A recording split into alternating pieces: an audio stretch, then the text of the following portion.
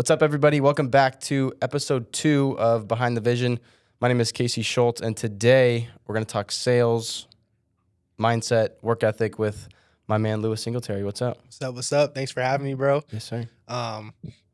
Look at this, bro. This is like, we talked about this for years, so it's just cool. I just want to say thanks for having me because this is like, for you guys don't know, he spoke this into existence for like, literally, we've talked about this probably since into high school, so congrats on that. I'm just happy. Thank you, proud of you, bro. So thanks for it. having I'm me. proud of you too, man. Yeah.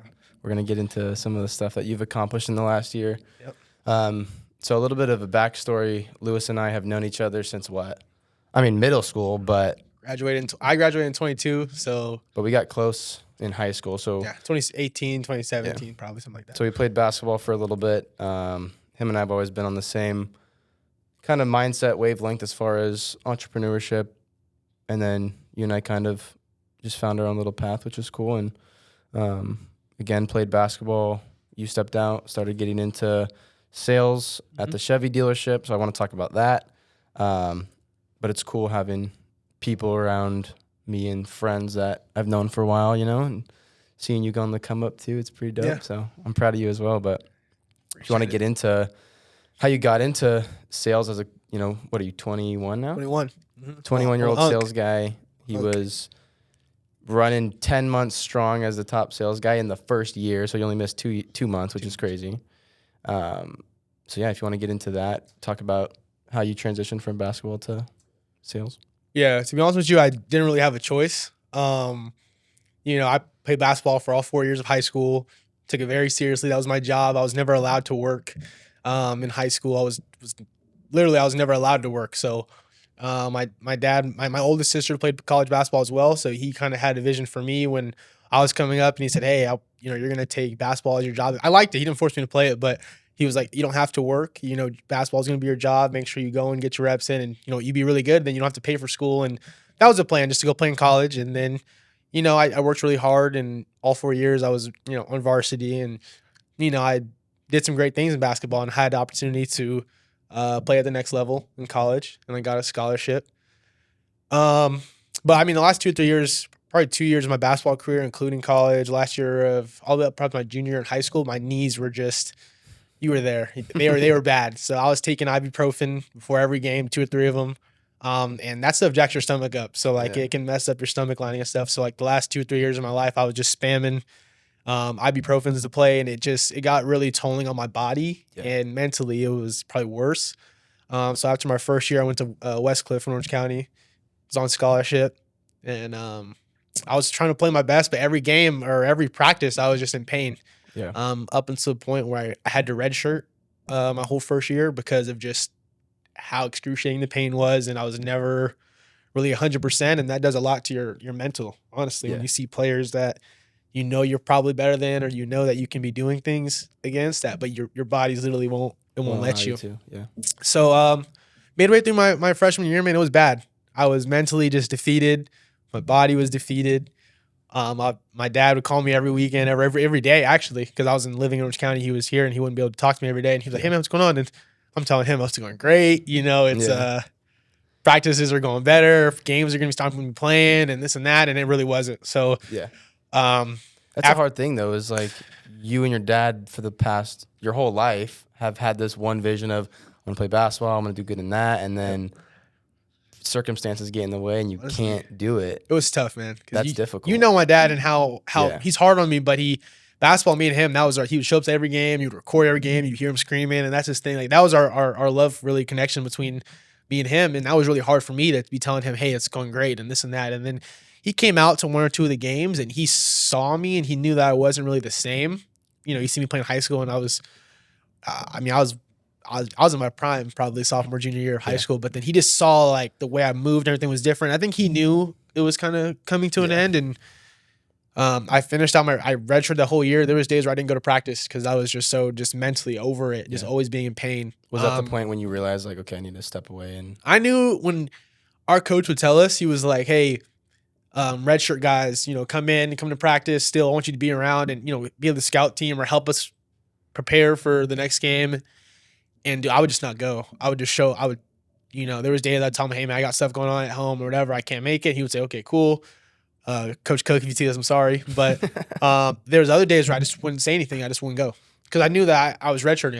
There was no point in me being there. Yeah. Coaches, I felt they didn't really care about me, and I just wouldn't go. So I knew at that point, I said something's not right. I knew something's gonna happen here soon where I'm either not gonna be playing here, or I'm gonna be done. So season ends. I moved back home. I was home every weekend. I hated it down there. To be honest with you, I went home every single weekend and slept in my own bed because my apartment I was in I was terrible. And that's when I started thinking. I was like, dude, do you really want to do this basketball thing forever? Yeah. And my dad always told me to have a plan B, and I knew the car business was kind of my plan B. But when he would ask me, I would just say that because I was gonna ask you, did you have no. Did you have a plan for what you wanted to do? I would tell him I did because he made us all. You basketball's not your only thing, you know. He would kill me if I didn't, but I would tell him, yeah, you know, maybe the car business. I would just say that to kind of get him off my back.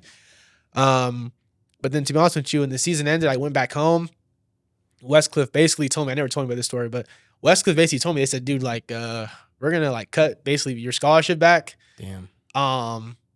If you want to come back and try to play for it, you can, but I can help you transfer. They basically, and they're sitting telling me to my face, like, basically, we're done with you. Damn. Like, we are, you know me, I was probably the best player on my team all 4 years of high school. I felt like I was one of those popular kids. Like, no one's ever told me that. Like, I've made every team. You worked your ass off for it, yeah, too. you know in that. The gym, 4 you know that. 5 a.m., 2 a day. You know that, I bro. never saw you in high You know school that, bro. And I've never had nobody tell me that to my face. So you can imagine me sitting there. I'm like, okay, this is weird. Like, and no one's ever, okay, whatever, man. So what did that make you think that, like, obviously that's right there in the moment, I looked him in his eyes and I said, okay, that's cool. I understand that. Give me a day or two to figure this out and I'll let you know. But in that moment, dude, my stomach dropped to the floor. Yeah.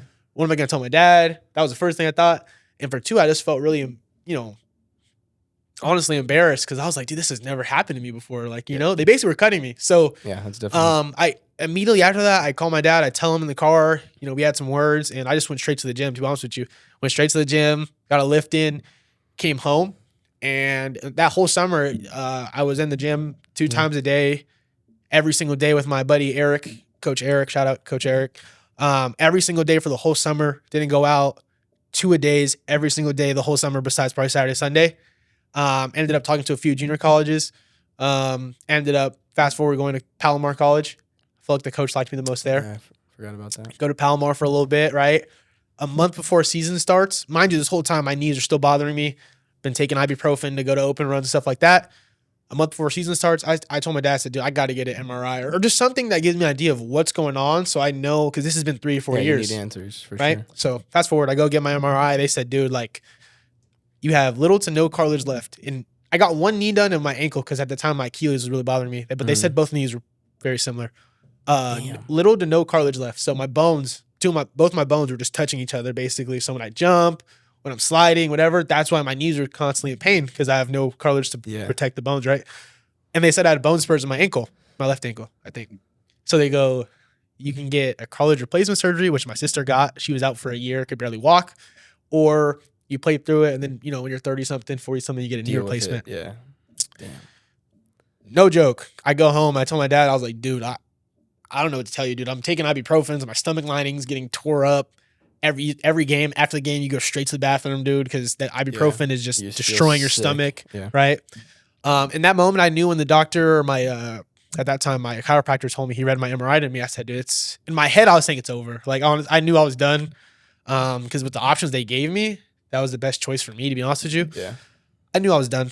So for another week, I kind of pushed it off. My dad's kind of asked me, hey, what are you going to do? This and that. And then one day, I was scared to talk to him. Just because I knew how much he loves basketball and loved me playing it. And he came home one day from work and I said, hey man, like, just to be honest with you, I think it's done. Yeah. And he didn't, I'm thinking he's going to blow up and say, dude, you don't quit, this and that. We'll fix your knees. He goes, oh, okay. All right. So what are you going to do? And I was like, oh my God, like, I don't know what to tell him. Like, I don't know what to tell him. So I was like, hey man, I think I would like the auto business. I think I see what you do. And obviously I know you're up here right now, but I would like to do something. I tell him, I was like, I'll be a porter. And a porter is entry level job. You're driving cars on the dealership, you're parking stuff, you're getting paid hourly. You're just, and he looks at me, dude. And I thought he was gonna be like, whatever, work, let's go. Yeah. He was like, you're not gonna be a porter. Dude, you're not gonna be a porter. I was like, why? I just want to work. Like, I never had a job my whole life. Like, I just want to work. I don't care how much I get paid. I just want to do something. He's like, dude, you're not gonna be a porter. And it's just because he knew how smart I am and my And your work potential. ethic, too. It's And no perfect for disrespect to people that are sales. porters. Porters, everybody in the dealership has a role in the success of a dealership. Totally. There's just different type of people and different types of things that he knew. He's been in the business for 20, 30 years that he's like, dude, you're not a porter. So he was like, you can try to learn sales. I think you'd be decent in that. He's like, but honestly, dude, come in. I'm not hiring you or anything. He's like, just come in and shadow people and maybe you'll see someone you like and maybe you'll know which path you want to go. So that was the next step. Just I went to the dealership. I shadowed for a month straight, no pay, came dressed up in dealership clothes. People kind of started assuming who I was because I look like my dad a little bit. And then I was Their around names sales. are the exact same. Our names are the exact same, right? And people kind of started murmuring stuff like, "Oh, who's that? Is that Lewis's kid?" You know, obviously my dad was running the dealership at that time. And I shadowed people for about a month, walked around, watched people talk to customers of that, and I was like, okay, I think I could do this. And after the month, I did not get paid $1 for a month, and that was really hard for me because I was putting a lot of time into there and not getting anything to kind of tell me, hey, keep doing it, And after that month, he said, hey, what do you think? And I said, I like it. I really like it. I think I could do good at it. And I had to do a walk around and basically sell a car to each one of the managers. And they said, hey, Lewis, I think you did a good job. And talked to my dad. They talked to me and they said, hey, I think you should do this. And I said, okay. So I hopped in it. No joke. My first weekend I worked was a Friday, Saturday, Sunday. I think I sold like 3 or 4 cars. My first weekend I sold 3 or 4 cars. How was the first sale? What did that feel like? It was funny because you don't know anything, and there's people that make hundreds of thousands of dollars a year in sales that don't know much about their product. And that sounds crazy because I think if you're an expert in your field, you should know about your product and what you're selling. But sales, you're really selling yourself. And if you make the person like you, I'm sure it's just you don't have to know everything. And obviously once you get to a point, you need to start elevating. You can't get complacent with how much you're doing. You want to get that next step, you have to know about your product. But for sure, that first weekend, dude, I mean, I knew enough to talk about the cars. Like, when you think of it from the customer perspective too, they don't know anything. They so don't know you anything, at least right? know at least one step ahead, so you can kind of get into it. But there are customers that come in and you don't want to talk too much because they probably know more about the car than you do. There are people like that. But you got to read your customer. And like I said, I'm waiting outside, waiting for people. I talk to them. I say, hey, my name's Lewis, blah, blah, blah. What are you looking for? And I'll just talk to them. I said, okay, well, this is the car we have. It's good for space. I'm just very basic. Don't talk a lot. If they talk to me, I'll answer their questions, but I don't sometimes you'll talk yourself out of a sale. I still remember the lady's name, Itzel. Shout out Itzel. But it was very easy. I just got them to sit down and listen to me. And then when the numbers came out or I had to get questions, I just give it to my manager or my closer at the time because I didn't close my own deals. I didn't know what to really talk about or say. And he sat down, talked to him, and they ended up buying the car that day. But at that moment, I knew after I sold my first car, I said, okay, I like this feeling of I feel like I won a battle. I got them to sit down and buy a car, whether they knew they were going to buy a car today or not.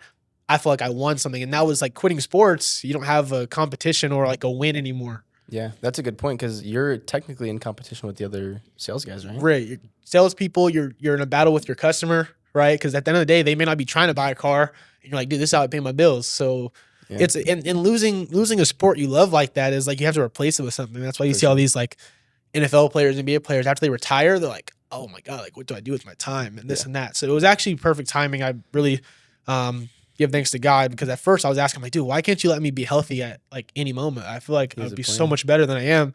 And he has a plan for everybody, no matter how it looks. And like that, and that moment I knew, I was like, okay, I see what you're doing now. Yeah. And after that, it just took off. It's funny how similar our stories are. I mean, I wasn't going to the next level in basketball or whatever. You might have. I might have if I didn't get hurt. Who knows?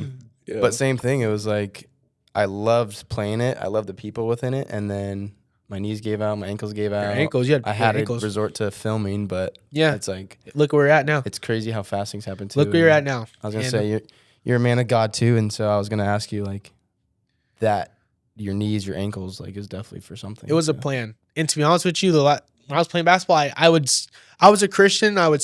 We grew up in a church, going to church every Sunday, but I would talk about it a lot, but there wasn't much action or intent. People knew about it, but when I was at the lowest point of my life, of course, that's usually when it happens, but not playing basketball. I'm at Westcliff sitting in my crappy apartment, not playing, and my roommate was on the team as well, and he was traveling here. And I was so happy for him. I never wanted anything bad to happen to him. But you seeing him prosper was like, dude, like, why is this happening to me? You kind of comparisons the thief of joy. I always say that. But it was really hard for me. And there'd be times I'm sitting there alone and I'm just like, dude, like I had no other choice but to talk to God and really give up, my life to him. And in the past year, I grew up. I really started, I'm still working. I'm not perfect. I'm fighting sin every day, but I really started making intent every day. Open your Bible app, listen to it, write in it, doing that. And once I did that, I mean, look at me a year ago to now, I just think that's how I know he's real, because where I was at, I shouldn't be here. And like, I shouldn't be doing the things I'm doing, And there's things that happen, like your injury, like my injury. Yeah. Situations where you get put in and it's like, there's no other explanation than that. And I didn't grow up in the church or anything, but I moved out, again, was almost like forced to talk to him just because I had nothing else. How tough it was. I had Malia, but I was moved out on my own, started my own business. Like 1 month, I only had one client. I didn't know how I was going to pay rent. So it's like you get put into those situations and something brings you to it. Sure. You might not know at the time, but eventually you're, in church, you're reading your Bible, and like, now I can't go a day without it. Right. And it clicks, and then you have to lean on that. And every time you stray away from it, you start to freak out, things start to go bad, and then you have to go back to it. Yeah, you feel like you can't go without it. 100%. And that's the thing too. I need to start, like, there's so many things I need to work on, but that's the thing, is people make it so hard. I have a bunch of friends, like my one of my best friends and my barber, he was like, he doesn't really know. He tells me he believes in God, but he doesn't really know what to, like, how to start, where to start. And his family never really did it. So I'm like his brother. So I tell him, like, hey man, try to do this and that. And he's like, it's just so hard though. Like, how do I try to be so perfect? I'm like, dude, that's not the goal, right? Yeah. The fact that you're battling and trying and just having a relationship with him is all he cares about. Yeah. And I think too, and I don't know your thoughts on it, but people are like, oh, I don't want to go to church every Sunday. Well, you don't have to. Like, he just wants a relationship with him. Make time for him. Exactly. Right. Like sometimes I don't go to church, but it's not like I beat myself up. Dude, to be honest with you, that's a big problem I have, because I work every weekend. Yeah. And that was a big thing. Let me circle back to that. Is when I first started the dealership, my dad told me, he's like, dude, to be honest with you, with who I am, you're going to have to work 2 times as harder, because if you do good, people are going to say you're my son, and that's why you're doing good. If you do bad, they're going to say, how are you not doing good? Your dad runs the place. How are you not doing good? So he's like, dude, either way you do it, you're going to be, it's a lose-lose for you at the end of the day. Yeah. He's like, so why not make the most amount of money you can, be good at it anyways? And he's like, dude, if I were you, come in every single weekend. I was like, okay, I don't care. I don't do anything back in Temecula anyway. So I was working every weekend. And in sales, depending on your pay plan, you get every other weekend off.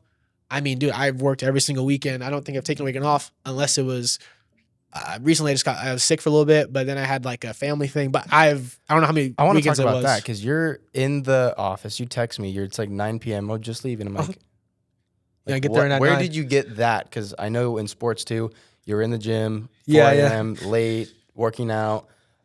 Yeah. I maybe saw you like every once in a while in high school, but I never like. I mean, you and I were close, but you were always working, whether it was basketball and now it's in the dealership.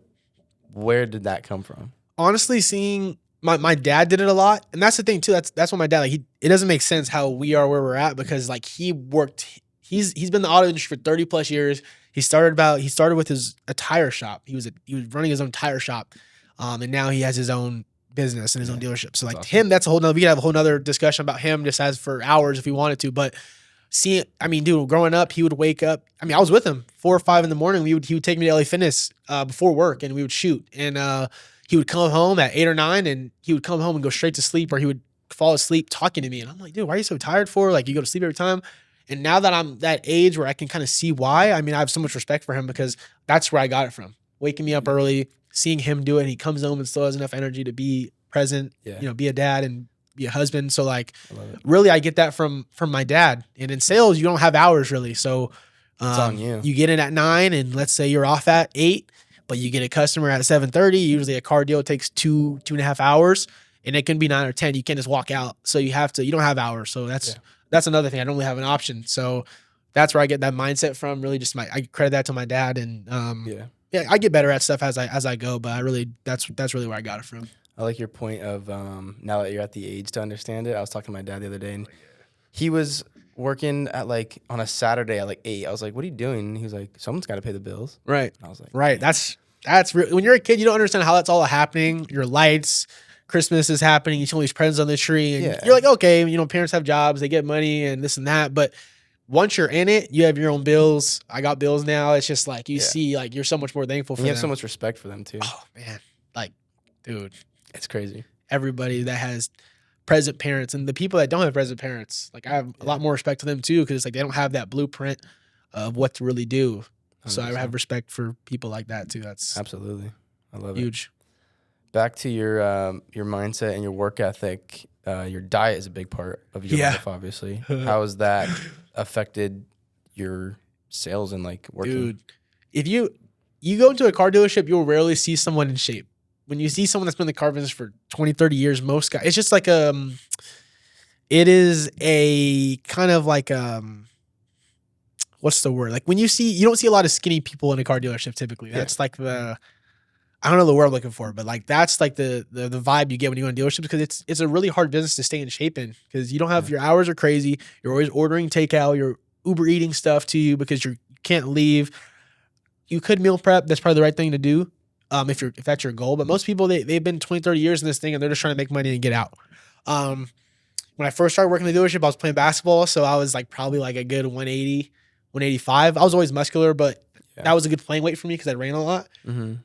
At my highest, I was like, dude, like 206. And I started lifting a lot more. I'm sure a lot of it was muscle, but I did start kind of indulging more in things I probably shouldn't have, just because of the hours you work and like what guys always bring. Hey man, it's easy too. My wife cooked this, or a little like, hey, we bought some cookies in or donuts, because everybody, there's vendors bringing stuff. So you do start indulging in stuff, and I would say I have pretty good self-constraint. I do my best. I mean, 80% of the stuff I eat is probably whole foods and the good stuff that I need, but the other 20%, I do dabble in some cookies here and there. Right, I'm a cookie monster, but diet's huge. Staying in shape is huge. And I've had people ask me, Lewis, like now that you've made, what you're kind of doing, you made some good money and stuff, like why do you still train or work out as if you were playing a sport almost? Like why is it such a big deal to you? Or why, like I'll tell you, I can't go out. I got to go to the gym. Look, dude, take it off. I'm like, no, because it sets my day in, or it gives my day, I feel completed. Yeah.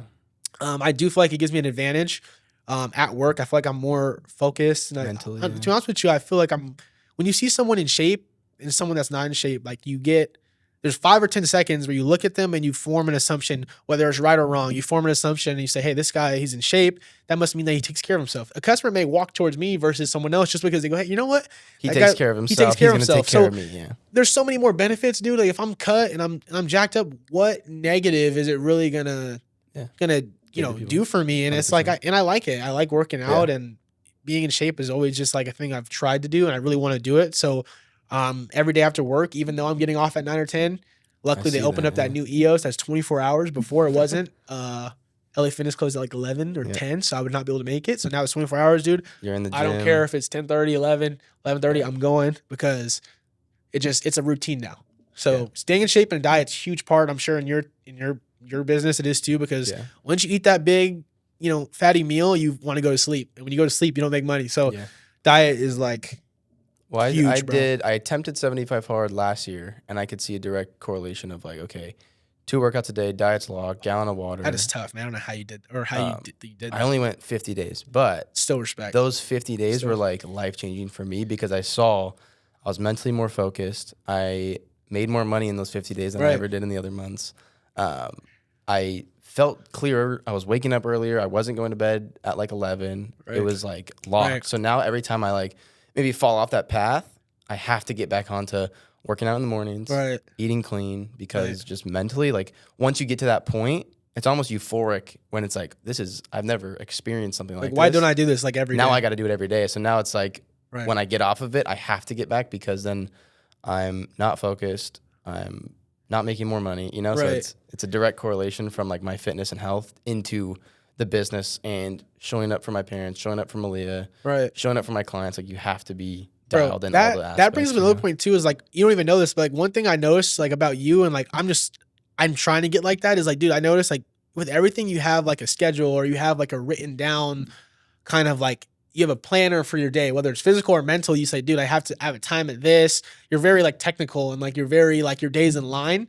And dude, I don't know, like the way my brain works sometimes, dude, it's just very scrambled. And like, I think it helps me be creative too, but like I need to get my day in order and start having certain times on things, because I'm like, oh, well, today I'll probably do this. And then it'll be later in the day and I didn't do it, or this and that. So like, I definitely like admire you for that because you always have like a set time of things. And like, Thank you. I think to be successful, you kind of you need to have that. So that's something I've been trying to work on, making reminders on my phone at 10, 11 o'clock, start doing this, or call this guy at 2:30 or whatever, because that's like, I noticed it helps you and it just looks a lot more professional. It's still difficult to like live off the calendar exactly. You know, call might run late, then you get thrown off. So initially too, like I didn't even have a calendar. Sure. And so I started working with my business coach, and she said, live off your calendar. And then there's a quote, I forgot what exactly it says, but basically finish your day on paper before you start it. So go through your day, write everything down that you need to do before you actually start the day, because then you have an action plan. Sure. And, that's a good one right there. You feel like you have to do it after that. Exactly. Yeah. And my business coach, she pushed me to get on a calendar, time block everything out. So like I basically have a template for my calendar where it's like, okay, calls are going to be from 9 to 10. Shoot days are going to be Thursday, Fridays. And obviously it doesn't go to plan every time because you have to live by other people's calendars too. But that was a big thing my business coach implemented was living by the calendar, and it helps a lot. Yeah. Obviously it's and people don't see like, bro, you've had to spend money to make money, and like you invested in coaches and learning plans, and like you've invested a lot of money to get to where you're at. And some people don't really realize that you have to take, and you're taking risks, along the way on yourself. So like people look at the finished product and they go, oh, that's so easy. Why didn't I think of doing that? But they don't see this portion before you got here, what it takes. Yeah. And that goes for everything. For sure.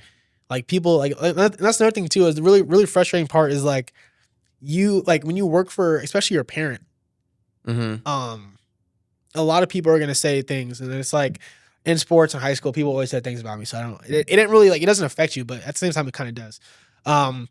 When you work, when you work the hours that I do, and there's so many things I miss out on, family time and my social life. I don't really have much of one, but when you, and I work really hard. So it's like when you sell a car, or when you're succeeding and you're getting salesman of the month, and people will take away from that and they'll say, oh, well, it's only because of this, or it's only because of this. You have to block that noise out, but let it motivate you. And that was really like frustrating for me because man, I would be busting my tail. I wouldn't go out.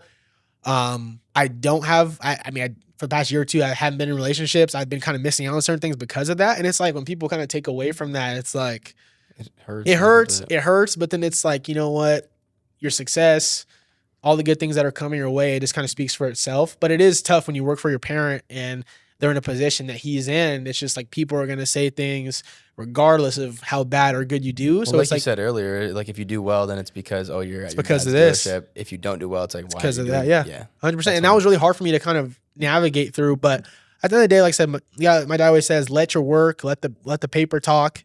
Like I said, 9 or 10 months in a row, I think it was, I got salesman of the month, and that was the first job I've ever had. I've never even had a corner store job, a gas station job, a minimum wage. I never had a job in general because I wasn't allowed to. And this is the first kind of setting I've been in where I've got paid for something. So, sports directly helped, and really just kind of trusting God and His plan He had for me. That was really hard though, because basketball was like my identity, dude. But look where it led me. So. Yeah, 100%. Very happy about that. What were some of the biggest lessons in the last year? Whether that's working at the dealership in sales or just in life, what was some of the biggest takeaways?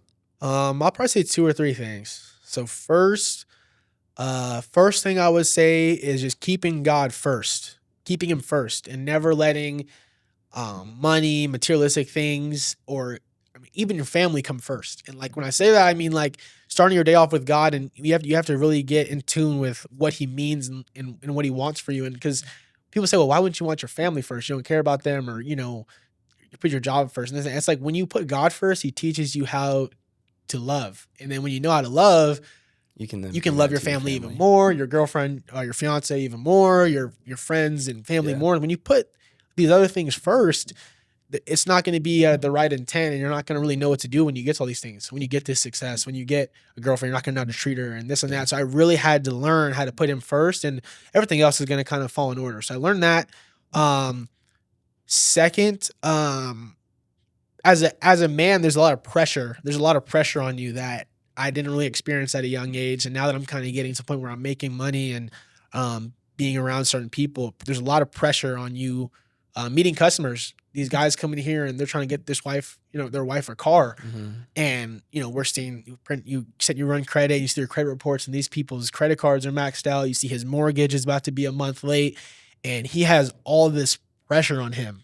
Kids playing sports, so he has to pay for that. And really just organizing your life at a young age. So hopefully you don't get to a point like that. Yeah. Being patient, I think not having kids too early is huge. So the second lesson is just really kind of being patient and navigating, learning how to navigate my life and really be smart and not make such rash decisions. Next lesson, our biggest one was just, I would say like, I'm not going to say who said this quote because he's a very controversial person, but spend 50% of your money like you're not going to live till you're 50 years old. Spend it, like I said, like you don't have that much time to live, and then spend the other 50 like you're planning on, retiring at 50 or living after 50, because sometimes people do one or the other. And matter of fact, a month ago, I sold this guy this Tahoe, and he, long story short, he had his own trucking company that was probably over tens of $1 million, probably close to hundreds of $1 million. He did it since he was like 20 or something years old. Went to his house. He had like an $8 million house. He broke down 2 houses and built one big one on it. So this guy's done well. And I asked him, I was like, dude, when you were 20 years old going this route, did you ever feel like you're going this way and everybody else is going this way? Like, did you feel really lonely? Because that's honestly how I felt this past year. Because when you're doing all the right things, you're going to have friends going to parties. You're going to have friends going on Vegas and trips. You're not going to talk to those. Like, you're missing out. I'm still close with a lot of the friends in high school, but I don't have their same lunch with them relationship. every day. Yeah, it's a little bit different. And like, I still love them to death, but you have to be selfish of your time, because sometimes, to be honest with you, our friends won't have the same goals as us and the same mindset. So you have to say, I love you, bro, but at this time, I'm on this journey and you're on this one, and that's cool. I still love you. But I can't let what you're doing affect this thing I'm on. Yeah. So I asked him, I just said, bro, like, did you ever feel like that? And he goes, yeah. He goes, but now look at me. He's like, I think he was turning close to 40. He's like, dude, I can wake up at 8 o'clock a.m. I can wake up at 12 p.m. I can go surf for 4 hours. I can come home, play with my kid. He's like, I can do whatever I want. And he's like, if I would have lived my 20 to 30s like I am now, he's like, I probably would have been working from 40 years old all the way up to 60, 70 years old. So he said the sacrifice is worth it. Yeah. That gave me reassurance. Like, Lewis, keep going. Yeah. You're missing out on these little things, but when you're older, you're going to be like, you're going to be good. I think too, getting that organized and like, what are my priorities? Yeah. Like in high school, you and I would go out to little parties or whatever. Oh yeah, that was fun. The money and all that stuff is like, okay, cool. And one of my clients, I look up to him a lot too. He says, what did he say? He said, make enough money to supply your lifestyle. So whatever the lifestyle you want to live, make enough money to supply that. Right. Don't focus on saving, because he built a big company, and I asked him, and I like asking people that are ahead of me, sure, what would you tell your 20-year-old self? And he said, and I thought, grind every day, make enough money, save it, invest into a house, all this stuff. And so he told me, he said, make enough money to supply your lifestyle. Take you and your girlfriend to go travel, get enough clients to supply that. Yeah. Travel the world, don't have kids too young. And I was like, it was a completely different answer than I thought he was going to say. And so like that made me think of like, okay, I'm making good money. What is it for? Mm-hmm. And like holding on to the money and like saving it. Yeah. It doesn't do anything. So like investing into experiences, investing into investment. That's a good word. Investing into the building, like investing into the business. Like don't get attached to the money side of things. Yeah. That's when you're gonna. Yeah. You don't take any of it when you go, right? Yeah. So why are you gonna care about it? And that's hard too, because like from people, like if your parents, for example, if they didn't grow up with money, like both my parents didn't grow up with money. So like they obviously are gonna have a lot different outlook on people that did. Yeah. So, my dad and my mom have always been really big into saving, and we have nice things. They've always taught us to have nice things. And I think they did a really good job of teetering that line between spoiling us and teaching us the lesson of reward, and I don't know if I can say this, I can't get in trouble for that, but like in high school, like, dude, my dad would show tell me, he's like, dude, for every 3, give you 100. Like there's games, right? Not every game. There's games where I had 7, 8 threes, and I'm like, oh, give that 700. But like I said, there was things he taught me. Hey man, it seems little, but bring the garbage cans up, and here I'll give you $20. Like, and some people are gonna say like, oh, dude, you were spoiled, you're this and that. But dude, no one knows it, but he was teaching me dude, when you do the right thing, when you get an A on your report card, I'll give you 100. He was teaching me, when you do the right thing, life will reward you. Whether it's monetary, whether it's good juju, whether it's good people coming your way. He's like, and that was a lesson he was really teaching me. And all my friends were like, dude, you're so lucky and you're spoiled and this and that. And I said, dude, like, As a kid, I was like, whatever, I don't know what you're talking about. But as I'm older, I told him thank you all the time because he was teaching me that when you do the right things, it comes back. Yeah. That goes back to my point too. Like when we were kids, you said it actually. We had all these things. Sure. We were living life. We were going to high school. We were doing all this stuff.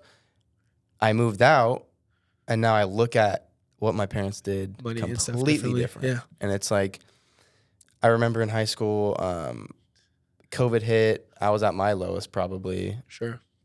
Went from social kid to locked in the bedroom.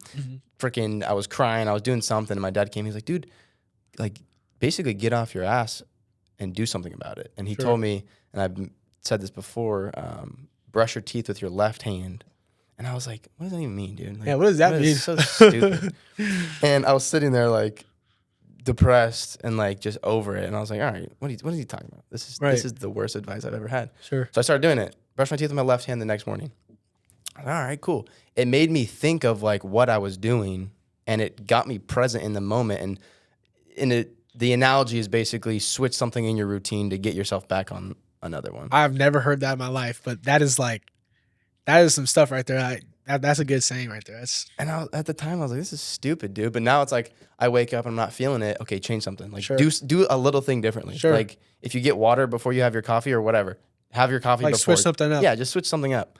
Yeah, that's a good one. So to my point, it's like at the time you don't think about it, but then you move out and you kind of have a different perspective on what your parents were doing. So I think that's cool. And I think people too, like a lot of people use COVID as like, I mean, depending how you look at it, I think COVID was a blessing. You know, obviously, if there's some people that lost their lives and their lives were completely changed from it, but I do believe, like, say, God's purpose and plan for everybody. But like, COVID was like, it sucked for me because I was getting recruited by a lot of bigger schools before COVID, and then after that, you know, transfer rules and extra fifth year opportunities. I get it, mess everything up, but like, there were so many things I went through and learned about myself through that time where you have to like. My dad's always been like, dude, what are you gonna do if something goes wrong? You have two choices, really. You're gonna quit. You're gonna keep going. And growing up, I'm no joke. I right hand to the Bible. My dad, the word quit or the word I can't was eliminated from our household, and I mean from everybody. My mom, my two sisters, me. I would get literally not physically reprimanded, but I would get like, dude, don't. I was not allowed to say that word. Yeah. And as a kid, I'm feeling like, dude, it's not that big of a deal. Like, you know, I can't do this math problem, or I quit.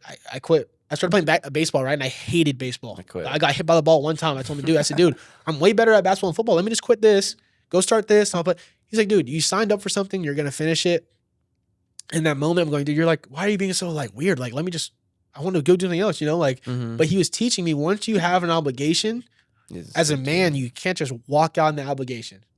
If you made a rash decision and you had a kid at a young age and you shouldn't have, stick to it. You have two options. You got yourself in it, stick to it. If you went and bought a car that you thought you could do and now the payments are kind of coming up and you got to stick to it, dude. Once you're in something, you get yourself in it, you finish it. And that's the lesson he kind of really taught me. So I quit and I can't was never something that ever really came in my mind. I think that's another mindset thing I had is like, that was never a possibility. Quitting something or not finishing something was like, it wasn't real to me. So COVID was like, I used it as an opportunity to learn and get better, really. So I was thankful for it, actually. Definitely a blessing in disguise. Same for me. I was like, I was going to go to Clemson engineering, didn't really know the direction. Yeah, sure.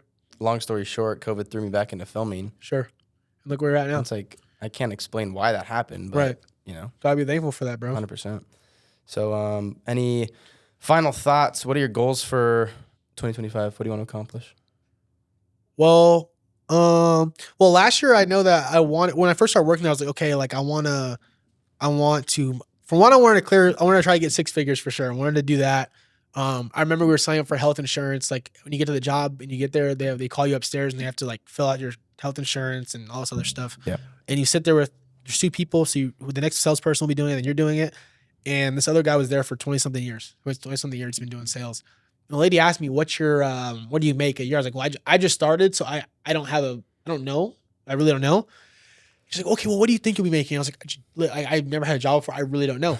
And the guy, Link, he didn't mean any disrespect by it or he didn't mean any ill intent. He's like, I don't know, Lula, you just started, so probably put like 45, 50 grand. And I was just like, okay. I was like, okay. I mean, I don't know. I just started like, boom. And in my head, I was like, dude, it kind of pissed me off. I knew he didn't mean anything by it. He was just genuinely, trying to help me. Yeah, like it. But that kind of it really pissed me off. And like every paycheck, I would just I gotta hit this, I gotta hit that, and I would see my year to day at the bottom. I go, gotta hit that. So I did that. I did make over 6 figures. That was awesome. As a man, like that's like everybody's like at a young age. That's like, dude, I want to do that. So I did that. Really just keep my relationship getting better with God. I want to keep that first. I wanted to. One of my goals last year was to get a house. Was to be in the process of buying a home. I could right now. It's just with the prices and everything the way they're at. I just don't think it's smart right now. So at the end of this year, hopefully I would like to start looking into the process of starting to buy a house.